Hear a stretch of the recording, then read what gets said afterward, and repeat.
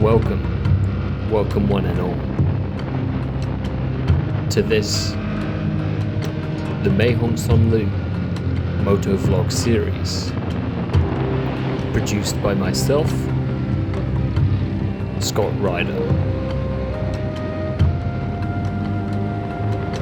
This is part 7, the final part, the finale of the series. As we follow this Harley rider, we're about halfway between Pai and Chiang Mai. We left Pai in the previous episode,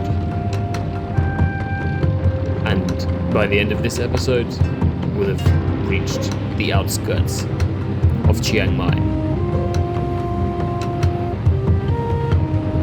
It was an amazing trip. The views were unbelievable. The roads completely blew my mind. The people that I met were some of the nicest people I've ever met. And overall, the experience changed my life. So I'm feeling a bit conflicted about this final commentary. In many ways, I've massively enjoyed creating these videos and looking back at my experience that I had, and I kind of don't really want it to end. So I guess I'm quite lucky in that I am back here now. I'm back in Chiang Mai, and I have my own bike now, so I can actually continue to create more memories and more videos in this incredible place on an incredible bike, and I'm so excited to bring that content to you in following videos.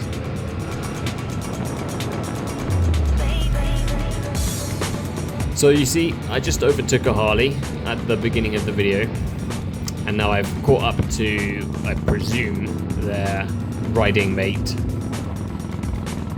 And for anyone who knows motorbikes, might know that there's sometimes a bit of a taboo around overtaking Harleys. But I think it might just be an American thing, I don't know. Obviously on roads like this, I'm riding the MT-07, so I have way more agility and far faster acceleration and torque. So for the most part, it's pretty easy to get past a Harley on an MT-07, at least.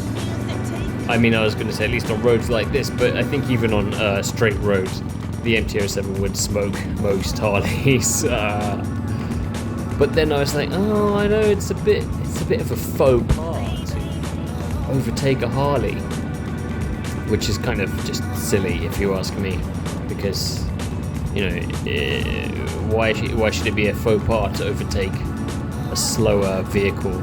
But I don't know, I think it's an American thing, and I haven't experienced it directly, and I know it's probably just a stereotype,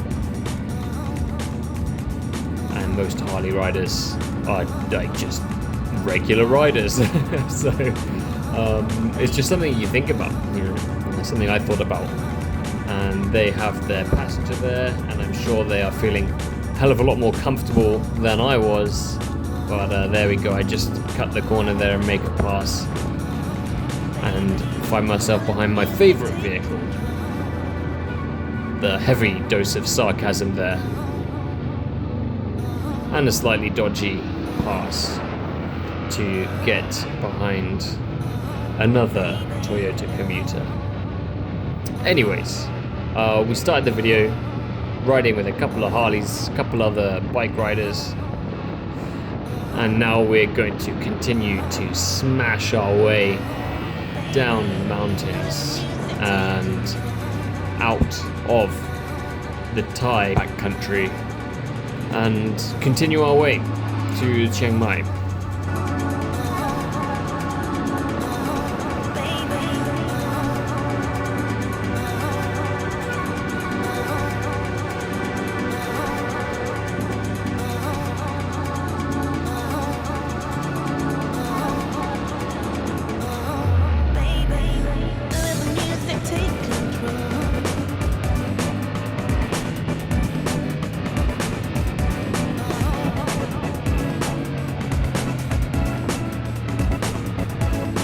I really fell in love with the MT-07 over this trip. It's a phenomenal bike. It sounds incredible from factory, and it has a perfect amount of power for this kind of riding, I think. It's not at all intimidating. It's very capable, but it's not scary, and it has just the right amount of power to go when you need it to go. It's a great bike. It feels amazing to ride, and some great Thai driving there from the white pickup. Yeah, the MT, it just felt like I didn't have to think about it at all. It just did exactly what I wanted it to do. We worked as one. Great bike.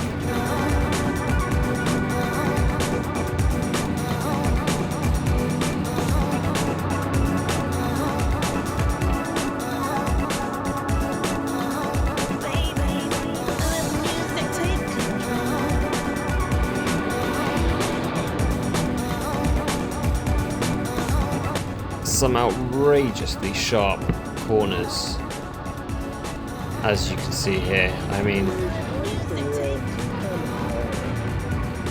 and this white truck really doesn't want me to go past him, I think. I'm not quite sure what that's about, actually. Yeah, weird. They definitely weren't making it easy for me. So I think at this point I saw this weird little rest stop and all these bikers parked up. So I stopped here for a waz and a coffee.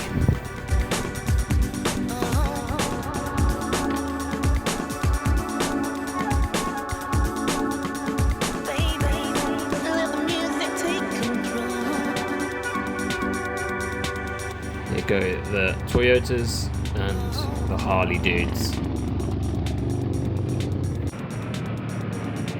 Alright, so back on the road. And I do remember chatting to the bikers who were stopped there, and there were some pretty nice bikes. I don't remember exactly, I think there was a ZX6R, maybe a GSX, something, probably 6R. And what I do remember, there was a CBR 650R, however it had CBR 1000RR Fireblade plastics and stickers. So I was chatting to these guys who are from Myanmar, Burma, and I said, that's a hell of a lot of bike for these roads. And he's like, yeah, it's crazy, dude, such a good bike. And I hadn't clocked, all these Hondas look the same to me, to be honest, so I hadn't clocked what it really was.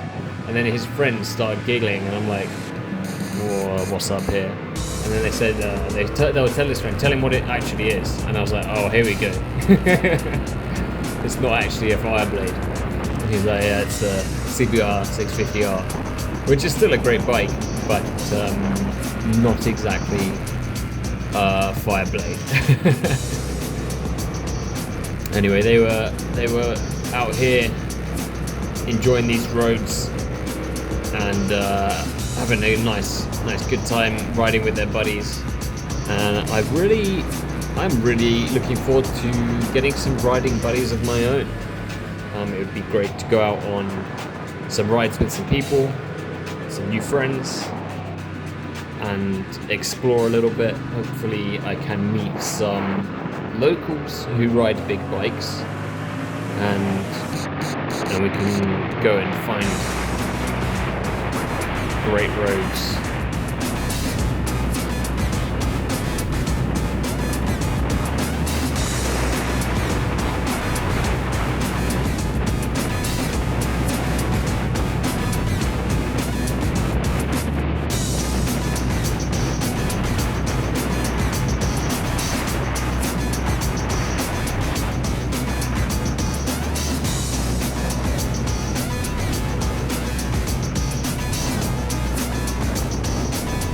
Even after so many miles of arguably very similar scenery, I just never get sick of it. I think it's such a stunning, beautiful part of the world. I love the jungle, and it's such a beautiful backdrop to these incredible twisties.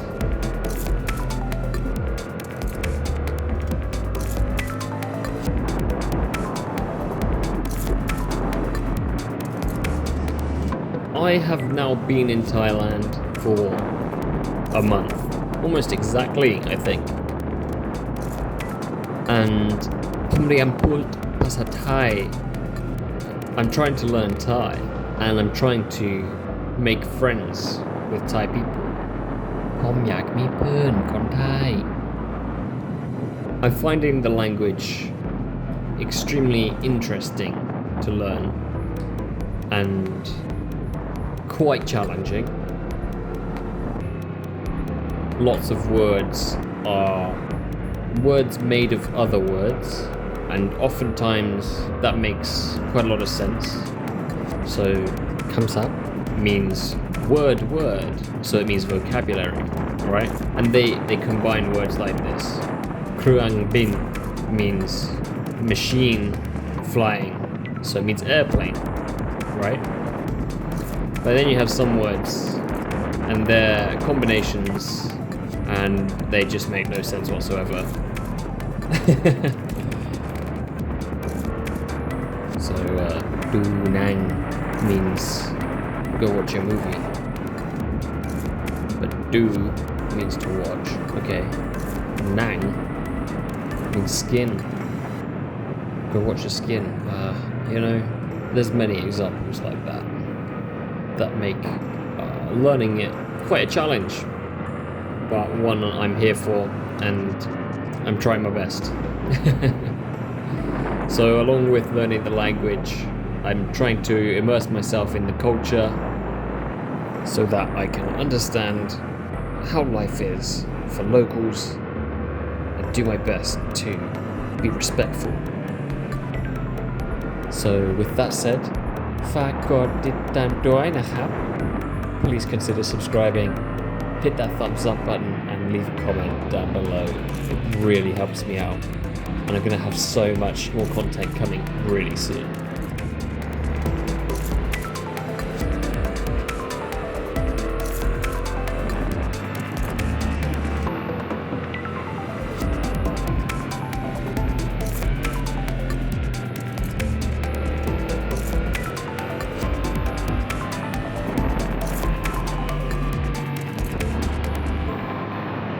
So yeah, while I'm here, I really want to get a wider perspective. You know, I grew up very privileged in the UK, and I have been given so much that has made me arguably one of the luckiest humans to have ever lived. More so perhaps than the King of England 1,000 years ago. It's good to come to a place where I'm not native. It encourages me to learn about their culture, to be respectful, to learn their language, and it widens my understanding as a person. I think it's important to be open to learning about these things, to grow and to be the best version of yourself. I'm sure I will, from time to time, put my foot in it a bit and occasionally seem ignorant, but the more time I spend with Thai people in Thailand, learning about the culture, then the more informed I can be and the more respectful I can be, because I am a guest in their country.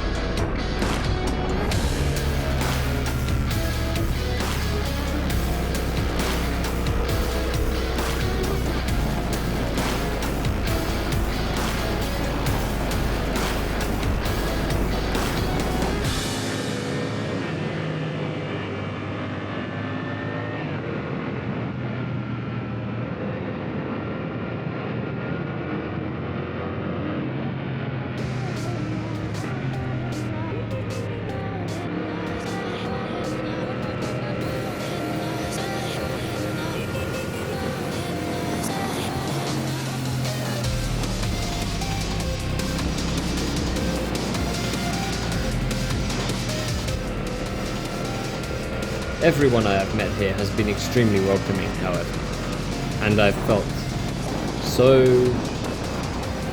welcome just from everyone I've met. They are such kind-hearted people. They are very warm, very polite.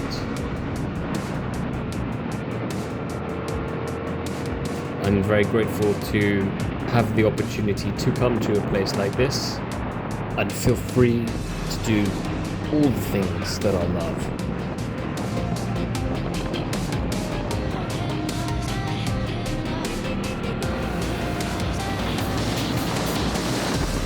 It's really such a huge contrast living here compared to my own country, you know, where I didn't really even feel welcome in the UK. I don't really feel welcome there at all anymore. But I grew up with privilege. But as an adult, as a self-supporting, independent person, I was not rich. I worked low-income job in the capital city. So for my personal situation, I was in a shared house with 7 other people, 8 of us in total. And it was in Zone 2 of London, relatively central, but not that central. But I was paying about 60% of my paycheck to a landlord to live in this house, where I did not have my own space besides a smallish room. I had nothing else of my own.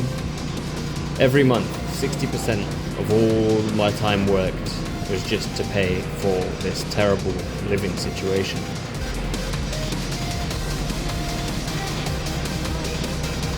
And the rent, housing, landlords and all of this, that whole situation is very representative of the UK right now, where if you are working class or middle class, the whole country now has been sold out to private companies and interests, where they have sculpted society to benefit themselves. And what that means basically is that working people and middle class people, and even some richer but not ultra rich people, their only function is to give the wealth to the ultra rich. Okay? This is what the UK is now. It's a kleptocracy. It's run by the mega rich, the super elites, and every action of the government is paid for by them to increase their wealth at the expense of working people and middle class people. It's kind of a trap now, that country, and it's massively declining as a result. You know, public services have been slashed, schools are falling apart, the infrastructure is collapsing, the economy is in the bin, we have no means of creating wealth, the government owns nothing anymore. Yeah, the whole country exists to make the mega rich richer, and if you are not one of the mega rich, you exist to be exploited, and it results in there being no decent quality of life for working people. You might be able to save a meager amount if you are very frugal and you don't have fun and you don't go out to see your friends. I mean, you need to be extremely modest to save any money, and then the amount that you are saving will not benefit you much at the end of the day. So it's a massively, rapidly declining country, and as a result, many people are extremely angry, but the mega rich, the elite, are doing an excellent job of diverting that anger away from themselves towards some of the poorest, most disadvantaged in society. And now they are fanning the flames of racism and division, which you see increasingly amongst the general population. Because propaganda is extremely effective, as we all know. So I had to get out, and I'm extremely happy and very grateful for Thailand to be so welcoming, and I just absolutely love it here.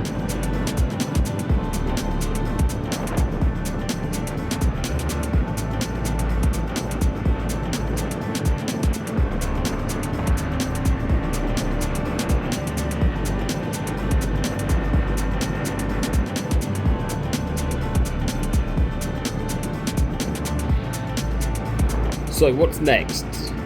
This is part 7, this is my finale of my first series, my original footage in February. What is next for the channel? Well, I am hoping to do many rides. The dry season is nearly upon us, and I will get my motorbike fixed, because I bought a broken bike. Not very good, I know. But I will fix my bike, and the sun will come out for 6 months at least, and I will ride. And I will ride, and I will film, and I will take my microphone, and I will just share my thoughts. I will share what I've been up to, and we will go on adventures. There's so many places I want to visit, and I'm very excited to start ticking them off my list. I'm going to film all my adventures, and in between then and now, I have lots of footage from my enduro day, my first time riding a motorbike off-road, which was crazy. Extremely fun, but crazy. And I have maybe around a 1.5-2 hour video, which I think I'll just upload. No commentary, no music, just the raw, color graded footage. And because I know that the other guys in the group will probably want to see it in that format. And then I'll probably make a highlights video of that, which could come the week after. After that, I've already started filming a few bits for my mic'd up moto vlogs. And perhaps we will do some more personal vlogs as well. We'll see if I get up the courage to do that. But putting your face on the internet is quite daunting. But I think if that feels good, then I will do it. I have tried doing some vlogs before, and I felt so shy. I felt so silly, but I have to get over this stuff because I just want to make great videos that people want to watch.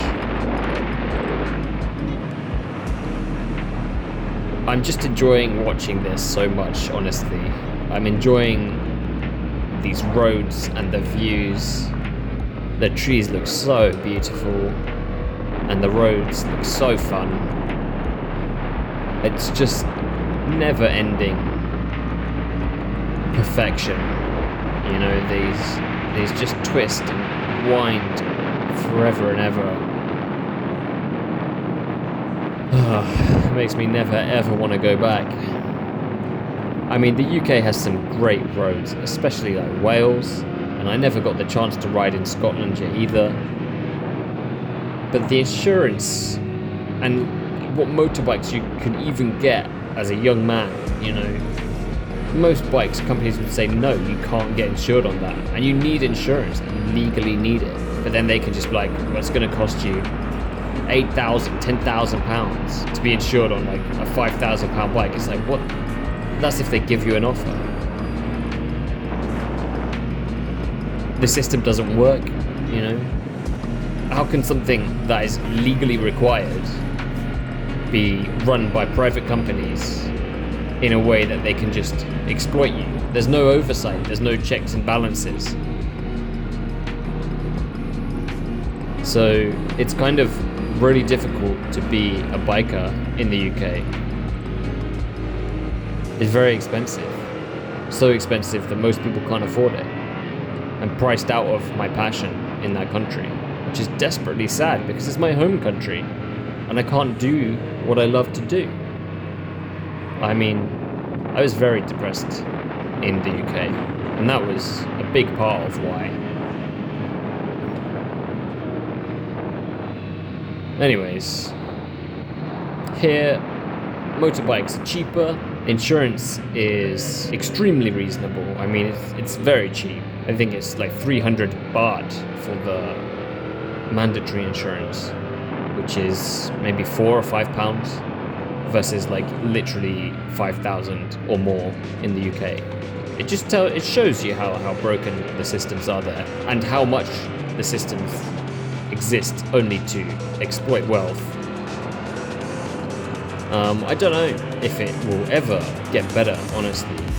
I think it's definitely going to get worse for a long time before it ever gets better.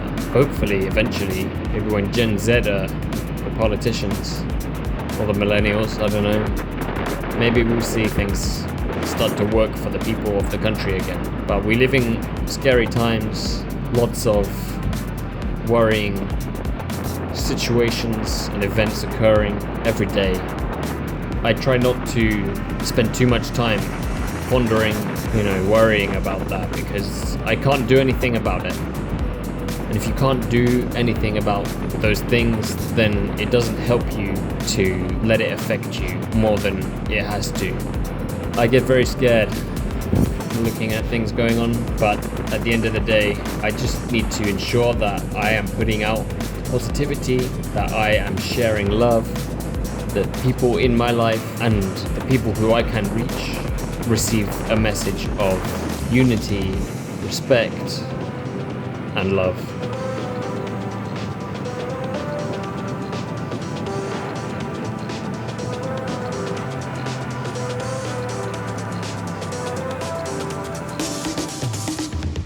I just want to share my passion, maybe encourage others to seek out their own happiness, because the world has always been a cruel and evil place, but there is no reason for that fact to stop you from seeking out your own happiness.